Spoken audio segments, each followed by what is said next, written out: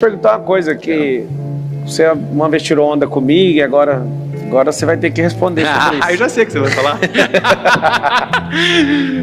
Ai, que salvação. Tô lá um dia conversando com o Flávio. Flávio, por que você não tem seu jato? Aí ele me descascou. Boa. Jato isso, jato aquilo. Aí eu falei, mas esse relógio no seu braço? Ele falou assim que gasta muito dinheiro. Aí eu falei, mas esse relógio seu aí também é uma escolha sua. Bati a boca com ele. Ele foi um cara que eu assisti um vídeo dele, eu acho que a Bárbara tem razão. Eu acho que você pode, isso eu só acho, tá? Sua vida vá cuidar dela e você faz o que você acha. Você já tá fazendo bem, inclusive. Cenas como aquela me marcou muito. Uhum. Aquela cena, você indo por um jato e escreveu assim, ó, eu gravei a tela. Se as decisões que você tomar der certo, todo mundo ganha. E o contrário também é verdadeiro. Aí ele e a família indo para um jato. Uhum. Eu vi aquele vídeo, eu gravei e falei antes de conhecer ele. Respirei e falei assim, eu vou viver exatamente isso. Eu não aceito viver menos que esse cara tá fazendo aqui e falando. Eu não sabia que ele, por questões de lógica financeira, é melhor ser investido do que comprar um jato mesmo, eu entendo. É melhor fretar. É melhor fretar. Só que aí, ele comprou um jato agora e gastou uma pá de dinheiro e eu fiquei assistindo aquela cena. Uhum. Eu queria saber como é que foi seu destravar. Muito interessante falar sobre isso. Olha só, eu não ando de aviação comercial dentro do Brasil, nos Estados Unidos e da Europa. Aliás, na América do Sul, nos Estados Unidos e na Europa desde 2010, 2011.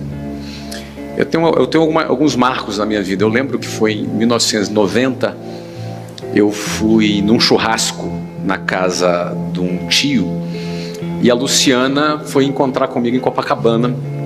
A gente namorava e a gente foi nesse churrasco. Então a gente saiu de lá 11 horas da manhã para esse churrasco. E aí fomos para a Avenida Atlântica esperar um ônibus. A Avenida Atlântica é aquela rua da praia em Copacabana. Pegar um ônibus.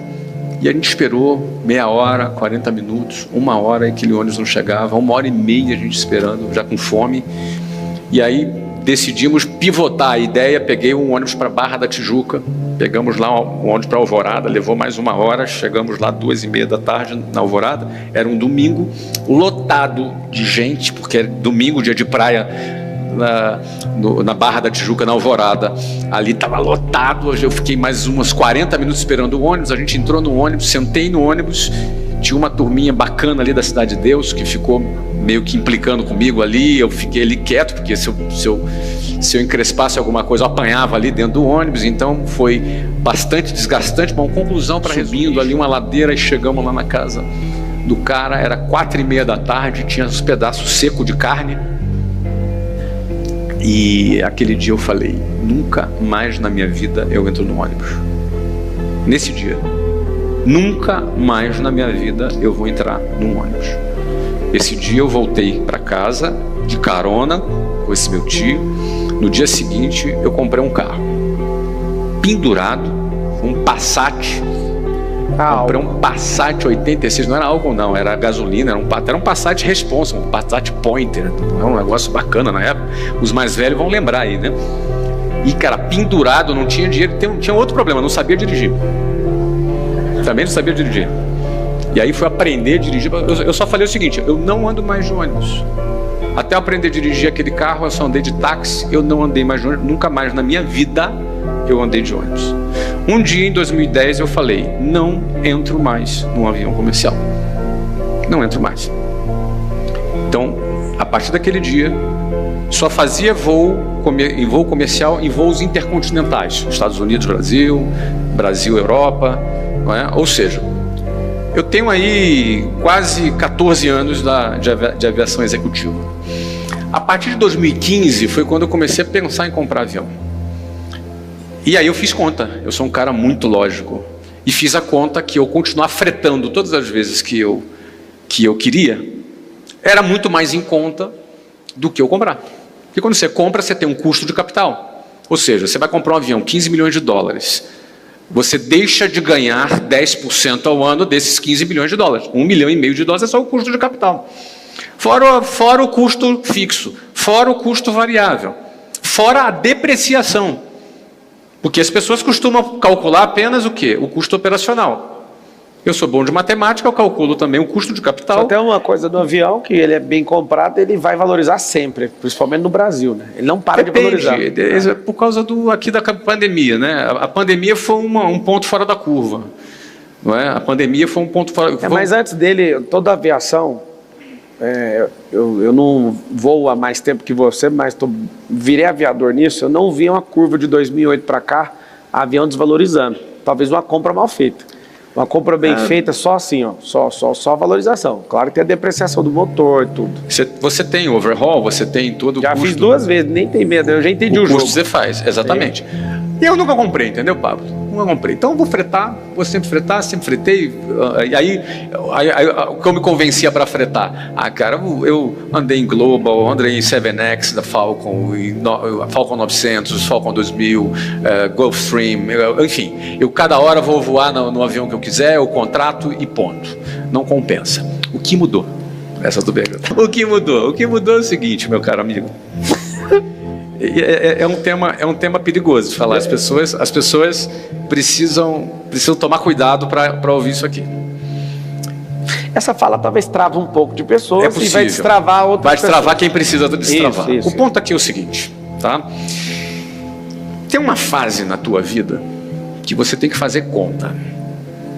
Você vai fazer conta. Tem uma fase na sua vida que você precisa... Por exemplo, numa determinada fase da vida, é melhor o cara alugar um apartamento do que ele comprar.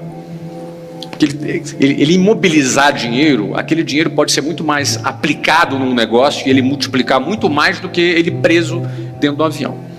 De um apartamento.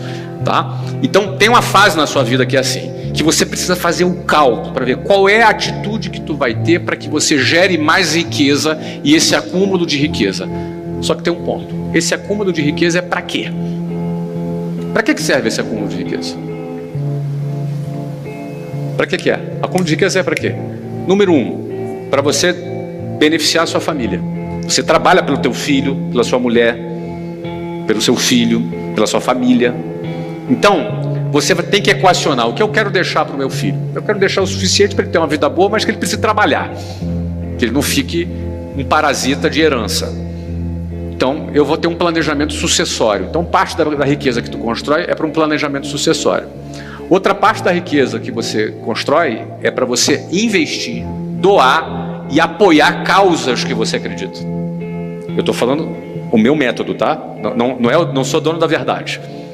Então, eu pretendo investir, doar, gastar minha riqueza com causas que eu acredito.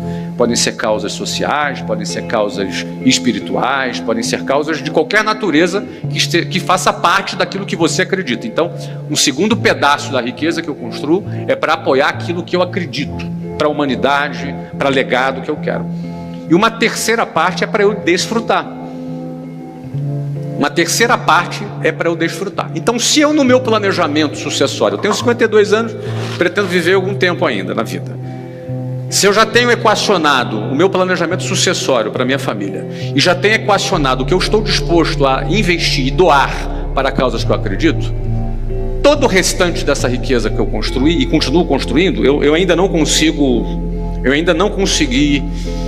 eu não quero parecer arrogante, mas eu vou continuar a minha construção aqui, né? Eu ainda não consegui gastar mais do que eu produzo de dinheiro todos os anos. Eu ainda produzo muito mais do que gasto, mesmo com tudo que eu gasto. Mas ainda assim, se eu já fiz o meu planejamento sucessório, se eu já fiz o meu planejamento para apoiar ou doar dinheiro para as causas que eu acredito, 100% desse outro dinheiro, se sobrar no dia que eu morrer, é fracasso. O que eu quero dizer é o seguinte.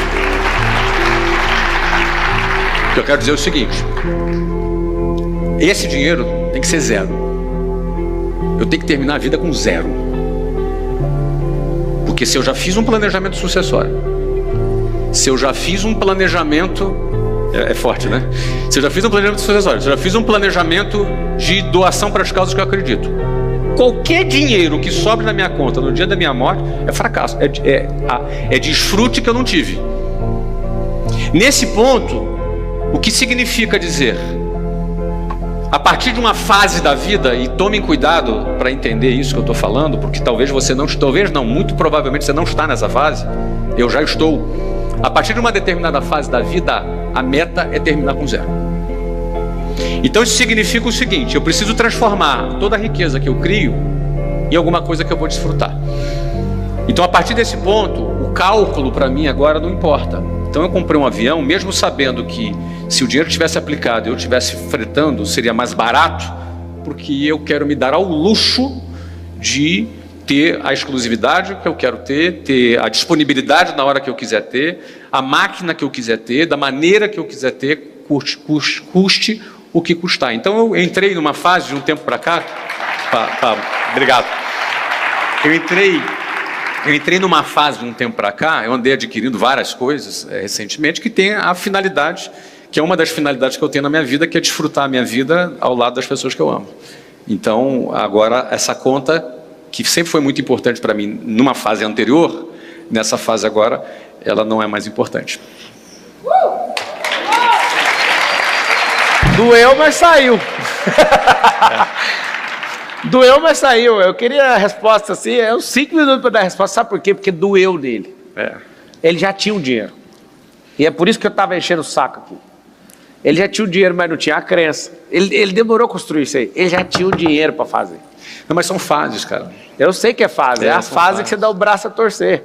Não, mas não é dar o braço a torcer. Não, cara, eu sei, por incrível que pareça, cara, quando você tem muita... Sabe aquele cara que junta dinheiro, junta? É importante o cara estar focado no acúmulo, entendeu? A transição do cara que junta para o cara pensar assim, agora o meu objetivo é torrar isso aqui, nossa, a transição é uma mudança muito radical, entendeu? Eu estava lá em Tem um Dallas. livro assim, Morra com Zero. Isso aí está influenciando muita gente. Eu só tenho um cuidado com isso aí, eu acho massa a história do Morra com Zero. Eu só tenho um cuidado que eu quero dar para todo mundo não entrar por um caminho achando que esse caminho é a diversão. Tem um viés, às vezes, comunista de não querer deixar nada para filho, não deixar legado e resolver com isso, ou então doar toda a sua fortuna. Eu tenho pensado diferente, tá? Só mais você ter uma causa que é automatizada e que faz gente prosperar. Eu sou mais você desfrutar a vida desde o começo, mesmo passando dificuldade. Porque depois, tendo muito dinheiro, você vai arrepender de cada coisa que você não fez. Tem um restaurante que eu tive covardia de levar a Carol, e no dia que eu prosperei, falei, vou levar, o restaurante tinha fechado, quebrado. Sabe, só se eu ir lá e montar o mesmo restaurante para dar o prazer para ela. Um dia ela falou, ontem eu entrei de sócio num loteamento do lugar onde ela queria ficar hospedada. Eu nunca tive coragem de ir lá. E tinha o dinheiro, mas não tinha a crença. Deixa eu te falar uma coisa, se você tem os códigos para prosperar, não há regra para nada não. Agora, não seja um aventureiro sem os códigos para sair numa aventura querendo quebrar tudo. Aí você vai quebrar. Isso aí não é isso que eu estou falando. Esse é o perigo quando a gente fala sobre esse assunto. Eu vi que você tomou esse cuidado. Eu tomo muito esse cuidado porque, por exemplo, Pablo, eu lembro que eu abri minha empresa com um cheque especial de 12%, eu tinha 23 anos. E você não recomenda para ninguém. Eu não recomendo para ninguém, mas faria de novo. Pois é, mas se você recomenda isso, a pessoa surta, porque ela vai dar errado. Tem gente que surta, a gente precisa ter responsabilidade, mas foi o que eu fiz, é a minha história. Por exemplo, eu abri a segunda filial no cheque especial em São Paulo. E depois que eu abri a segunda filial no cheque especial, eu comprei um apartamento do cheque especial também. Aí viciou. E aí o que acontece? Aí depois eu, paguei geral. Eu me garantia. Vai fazer isso sem se garantir. Vai fazer isso sem vender. Eu gerava receita. Eu para contar esse tipo de situação, eu tenho muito cuidado. Por quê? Porque às vezes o cara ouve a gente falando aqui, já sei, cheque especial. Aí se ferra. Você entendeu? Então tem que tomar muito cuidado. Você tem que ter a ferramenta. Eu fui um cara que cresci muito rápido, com 23, 24, 25, muito rápido. Entendeu? Mas eu tinha a ferramenta. Eu tinha uma máquina de geração de receita, de venda. Sempre foi a minha fortaleza, entendeu? Então tem que tomar muito cuidado com esse ponto. Agora, sempre fui também muito matemático, né? Não faça uma dívida que essa dívida não se paga automaticamente ou não te obriga a trabalhar a ponto da energia que você está gerando com essa obrigação pagar essa conta automaticamente. Ou é você produzindo, uma tecnologia produzindo, ou um grupo de pessoas produzindo. Nunca faça isso. Mas o recado que eu dou sendo alguém que aprendeu muito com o cara que está sentado aqui do lado, é que às vezes não precisa demorar tanto assim. Porque meu filho quer que eu compre um carro. Sabe qual conta que eu falo para ele? Ele quer uma Bugatti Chiron. Eu falo para ele, esse dinheiro no banco, por ano, é milhões. Então não faz sentido. Aí ele falou assim, mas tudo que você fala que você vai fazer, você faz. É só você querer fazer. O dinheiro é o de menos. E na cabeça dele, ele é treinado a pensar assim. Só que eu penso, o que eu vou ganhar de idade com isso? O que eu vou mostrar para o mundo? Eu vou ficar parecendo um jogador de futebol? Daqui uns dias vocês vão ver, eu vou lá e compro e vai dar tudo certo. Só que essa tem que ter uma lógica. Eu acho tem que ter propósito. Tem que ter propósito. Tem que ter propósito. Eu acredito que esse negócio de você viajar muito, acho que você equacionou isso. Equacionei. E você fez 27 viagens assim, mais outras que você vai fazendo e tudo. Por que é interessante ouvir isso? A minha decisão é, não pego mais filho em Guarulhos. Acabou. Você sabe o que me fez comprar meu jato? Foi um dia estar com a minha família e os meus filhos pequenos em Guarulhos. E aí eles falaram, senhor, nós erramos aqui sua passagem, agora você vai decolar lá de Congonhas. E como é que é? Eu vou entrar num avião aqui, você vai transferir para lá? Não, você vai de táxi. Aí eu fui, aí vocês falam, cara, vocês são frescos, o problema dele foi ônibus, o seu é táxi. É o dia da revolta. É o dia que você fala assim, ó, daqui para frente eu não vou fazer isso mais.